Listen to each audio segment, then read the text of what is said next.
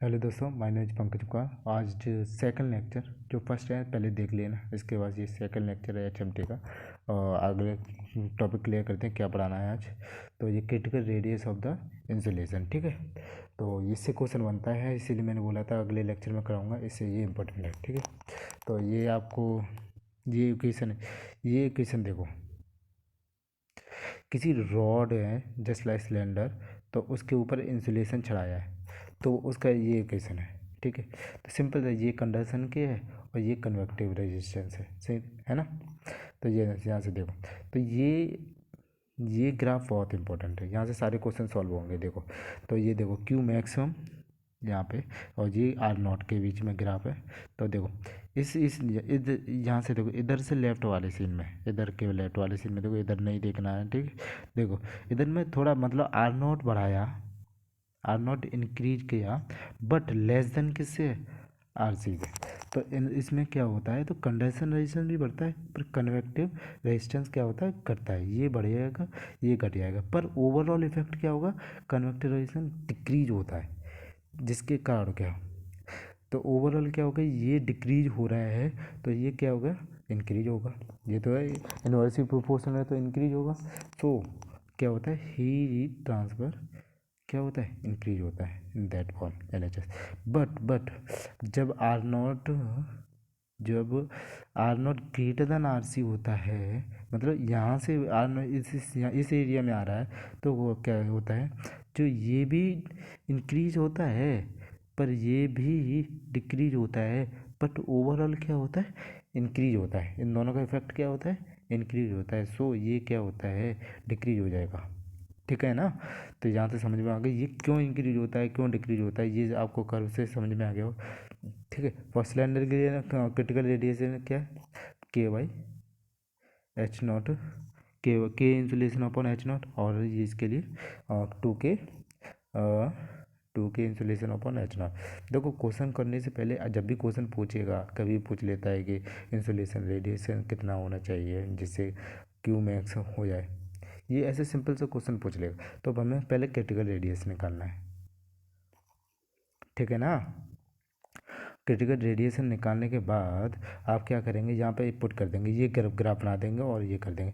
अगर जो भी आर नॉट होगी, अगर इधर है, अगर इंसुलेशन छड़ा लगा रहे हैं, वो कहते हैं 5 mm इंसुलेशन लगाइए, तो क्या होगा, अगर 5 लेयर इंसुलेशन लगा, अगर इस एरिया में आता है, तो क्या होगा, क्यू मैक्स होगा, यानी कि Q heat transfer rate increase होगा। अगर ये बढ़ रहा है, इधर आ गए, इस एरिया में आ गए, तो क्या होगा, ये डिक्रीज होगा। ये समझाने की कोशिश कर रहा था कर्व से, और कुछ नहीं है इसमें, ठीक है। आगे,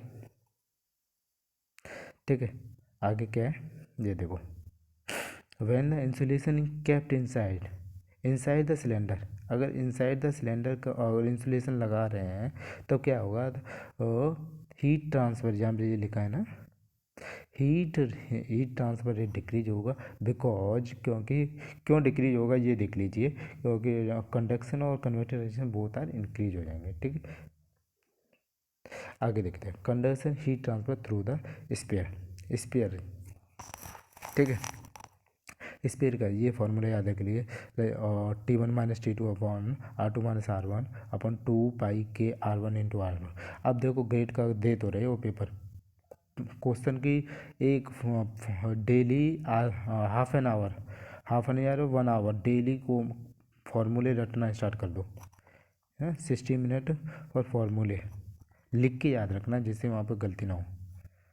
तो temperature variation of the slab में क्या होगा, लीनियर होगा स्लैब, और लॉगरिथम के लिए, मतलब सिलेंडर में क्या होगा, लॉगरिथम होगा, और इसके लिए क्या होगा, स्पेयर के लिए वो हाइपरबोलिक होगा, ठीक है।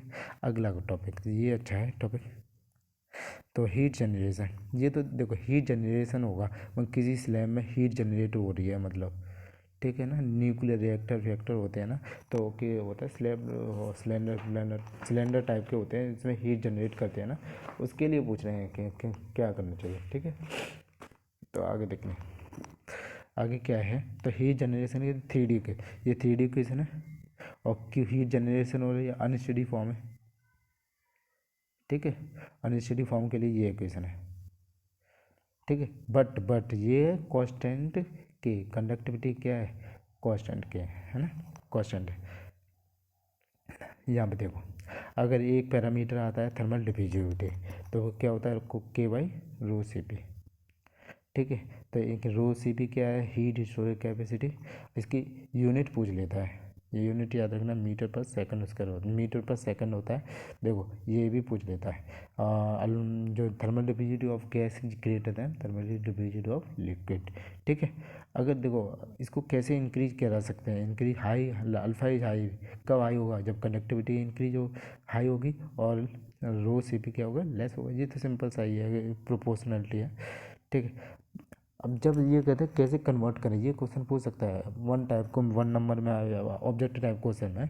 कैसे, अगर क्यू हीट जनरेशन जीरो कर दें और स्टडी फॉर, तो ये इक्वेशन जनरेट हो जाएगी, क्योंकि ये जीरो हो जाएगा।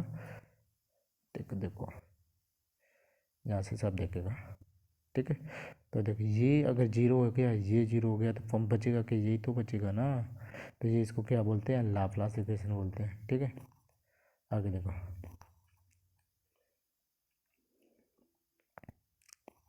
ठीक है, अगर दिस इज दिस अगर heat generation in the slab, अगर क्यू है, यहाँ पे एक क्यू लगा, क्यू जहाँ से हीट जनरेट हो रहा है। ठीक है, तो क्या होगा, देखो आप एक चीज़ सीख लीजिए, ये क्या है, ये फॉर्मूले हैं। जब बताऊंगा कैसे याद करने हैं। टी मैक्सिमम क्या है, minus T not, T not मतलब टी मैक्सिमम है। ठीक है, तो क्या है, क्यू डैश एक्स स्क्वायर, ये टी नॉट नहीं है, अपॉन टू के, ये याद रख लीजिए। तो इससे क्या होगा, देखो तो T naught minus T not, T is the variation of, देख रहे हैं ना एक्स के, टी एक्स के रेस्पेक्ट में होते हैं, यानी पैराबोलिक होगा। ये तो समझ में आएगा क्यों पैराबोलिक होगा। ठीक है, पैराबोलिक होगा। देखो एक्स, अगर यहाँ पे ही देखो, ये अगर मैं यहाँ पे ये कर दूँ टी मैक्स है माइनस टी डब्लू, डब्लू कैसे, अगर एल पे देखो, एक्स इजकल टू क्या पुट कर दो, एल पुट कर दो, तो क्या होगा, T max minus T W is equal to Q L square upon two K हो जाएगा।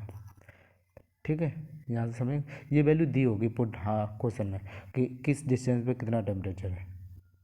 ठीक है ना, यहाँ पे ये टी का वेरिएशन लिखा ना, ये एक्स के रेस्पेक्ट में चेंज हो रहा है।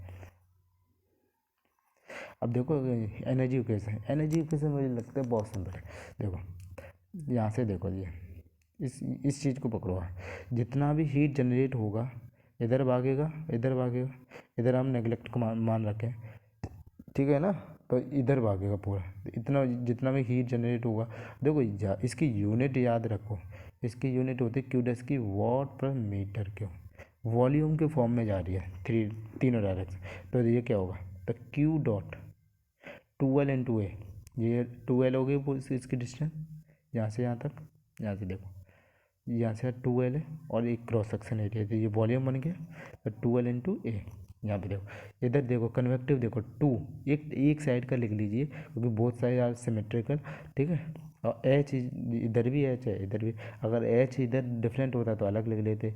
ठीक है, अगर सेम है तो क्या करेंगे, टू बोथ साइड के लिए, एच ए कन्वेक्टिव, ये वाला एरिया है, दिस इज नॉट एरिया, ये इधर से जा रहा है ना, ये एरिया है ना, ए इंटू एल। ठीक है, तो H A T W minus T infinity, T W ये है ना, देख रहे हैं, T W minus T infinity, कितना सराउंडिंग में जा रहा है यहाँ से।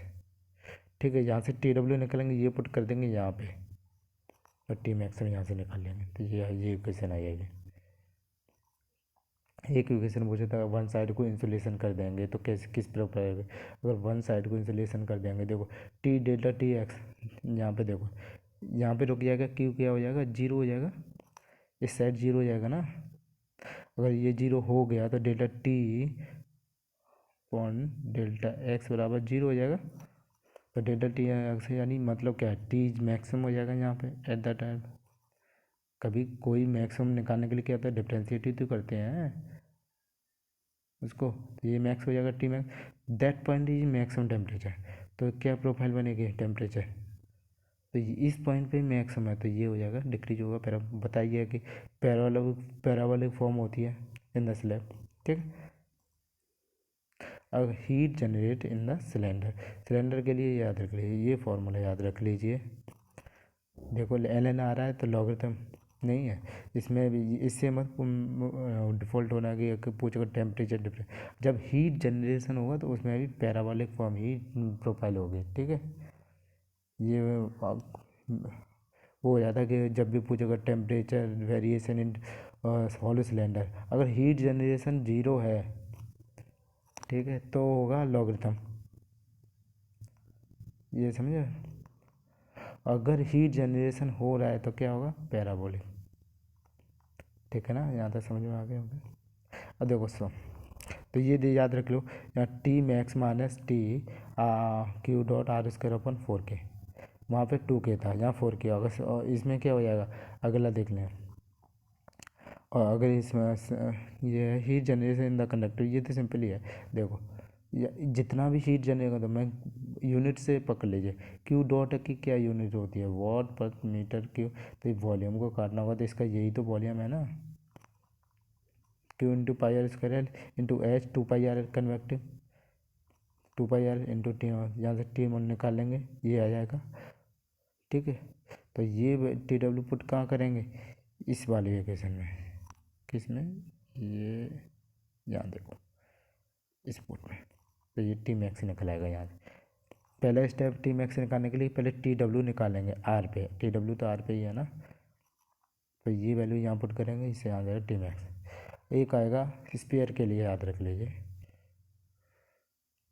यहाँ पे देखो सब सिमेट्रिकल है, तो यहाँ से T naught minus T Q dash R upon 6K होता है, ठीक है, याद रख लेना। समझ में आ रहा है। Thank you very much, I hope आपको ये समझ में आ रहा होगा। तो अगला लेक्चर होगा फिर पे, तो उसके सारे फॉर्मूले पढ़ेंगे और कैसे मैं लिंक कर रहा हूँ चीज़ों को, ठीक है ना। तो चीज़ों को लिंक कर रहा हूँ, इसीलिए आपको फॉर्मूले याद करने में ज़्यादा दिक्कत नहीं होगी, ठीक है। तो प्लीज़ लाइक द वीडियो, कोई like and subscribe, please subscribe the video. Thank you very much.